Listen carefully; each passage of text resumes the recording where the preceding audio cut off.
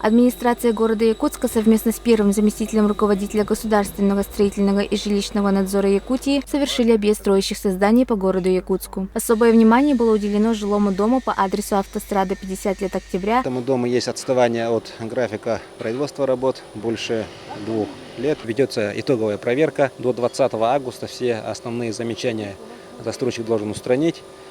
И в начале сентября, в конце августа мы должны уже выдать заключение соответствия построенного здания требованиям проектной документации, технических регламентов. И в последующем город Якутск должен выдать разрешение на обвод. Сентябрем этот объект мы планируем, если застройщик выполнит все свои обязательства, обещания, которые уже протокольно зафиксированы везде. Объект ведется в начале или в середине сентября этого года.